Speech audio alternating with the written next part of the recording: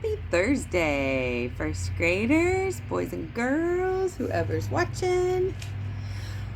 Do I look a little different today? Well, I tried to be like Moose, and since Moose is a man, I put my hat on backwards. I drew me a Moosetache, and we are going to read Moosetache. It's been a long time since I've read this book, so I'm reading it for the first time again with you right now. Okay, Moosetache. Ooh, those look like some clippers, some trimmers. I bet some of you might be feeling your hair's getting longer, especially the boys. You need a haircut. We've been stuck in our home a long time. Okay, this is an out of control mustache. I see scissors, comb, brush. Moose had a problem. A horrible, hairy, prickly problem. It grew right below his nostrils and just above his upper lip. A moosetache. Whoa.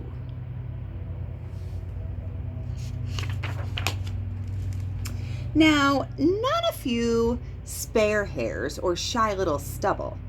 No mere weak wandering whiskers on the upper lip of his moose. No sirree. Moose had a big, bushy, bristly, mighty moosetache. But a moosetache that was a burly, surly, mangy mess, and it itched a lot. Sure, he plucked, and he tweezed. He even clipped, snipped, and teased. But his combs were still cowards, and his brushes rebelled. His scissors simply surrendered. They are like, we give up. Too big of a job, Moose.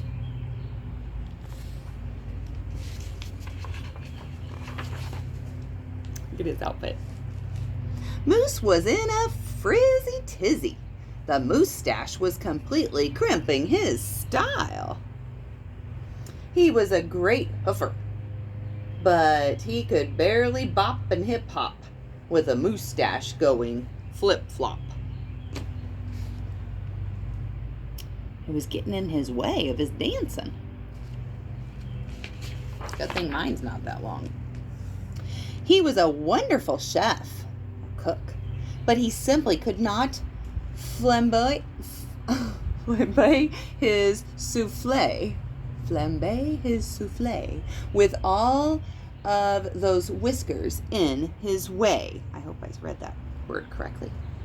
And he was a daring skier, but how could he downhill race with the mighty moosetache blowing in his face? Moose had to do something, and soon. But what? What do you think, boys and girls? What does he need to do? This moosetache is getting in his way. Maybe your long hair is getting in your way right now. What do you think he needs to do? After days and days of much serious thought, Moose got an idea. He crossed some hair here, he crossed some hair there, and he tied his moosetache around his neck. A moose scarf seemed to be the ideal answer to his problem. It was so simple, so easy, so perfectly perfect. It's like wrapping your hair around and making it a scarf. But then his moosetache got knotted and mangled and horribly tangled, and those hundreds of hairs still prickled and tickled. Worse, Moose could barely take a breath with all that moosetache wrapped around his neck. So Moose untied, unwrapped, unknotted, and gulped in some fresh air. He can breathe.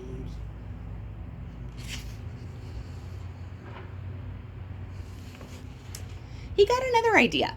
He parted some hair this way, he parted some hair that way, and he heaped all that moustache on top of his head.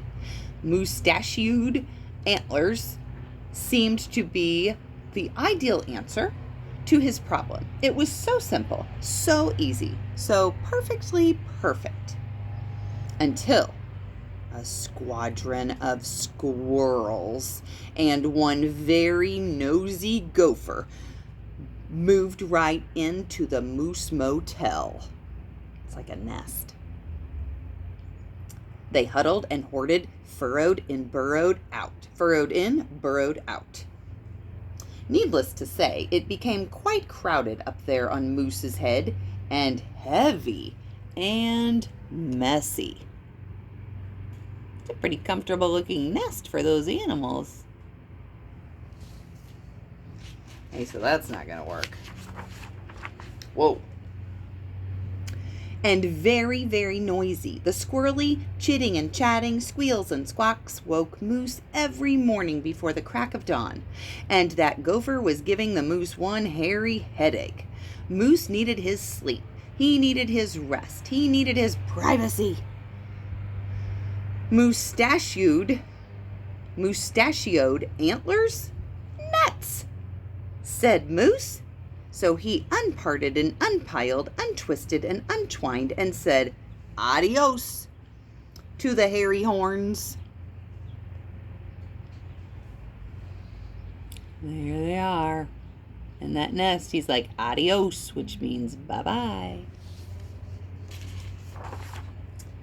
But now what? What? The miserable moose took hold of a hunk of hair and he wrestled it, then roped it. He tethered, tied, tamed. Aha! A moose tail. Now that was so simple. That was so easy. That was not so perfectly perfect. Talk about dizzy-do. Moose didn't know if he was coming or going, backward, forward, this way, that. He didn't know which end was which. Moose had to bail on the tail.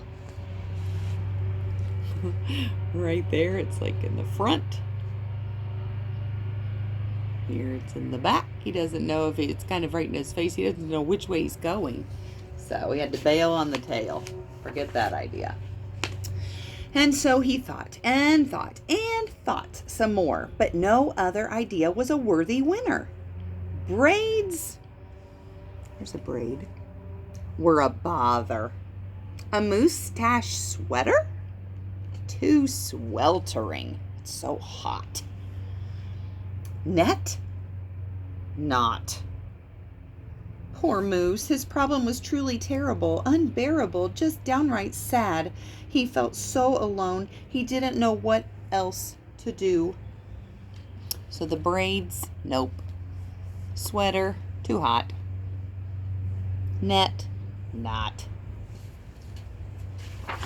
Guys got any ideas what he could do? Then, call it fate, call it destiny, it was probably dumb luck. But one day, Moose tripped on his moustache and just had no time to duck.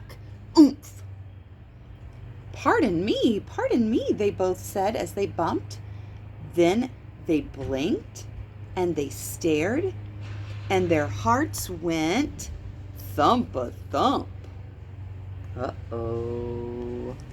Should you take a look before I read that next page? Do you think they like each other? She was a moose with a bouffant, so bodacious. A bouffant is like really tall hair.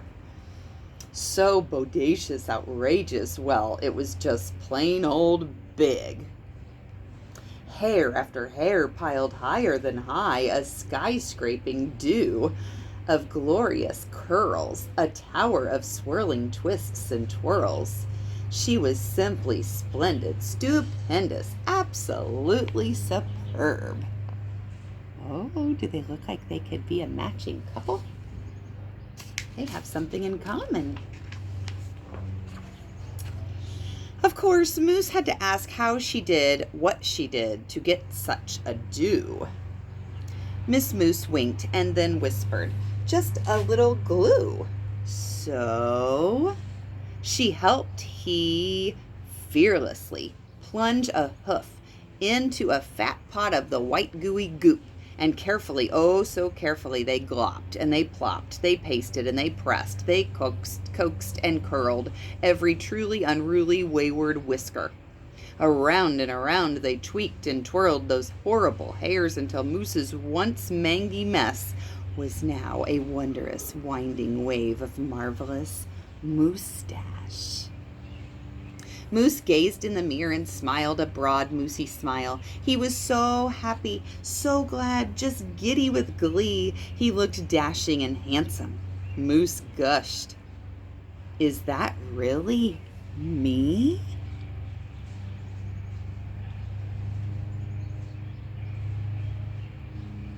Let's see how this is going to turn out. I was kind of trying to check it out in the video. With not a care for one hair, the moose pair boogied and bopped.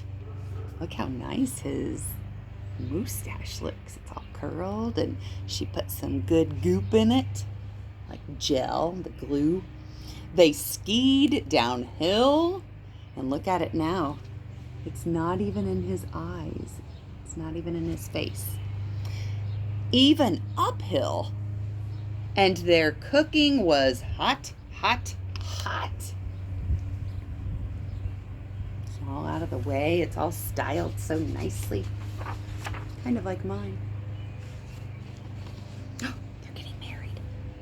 So, of course, it wasn't long after that Moose and his Moosetache and his beautiful bride fox-trotted and tangoed and waltzed down the aisle. Good hair days, bad hair days. They vowed to love and to cherish, and with hearts heaped with love and pots filled with goop, they both sighed, "I do," glue, and promised never to part. They're pretty snazzy looking. It was so simple, so easy, so perfectly perfect. And it stuck.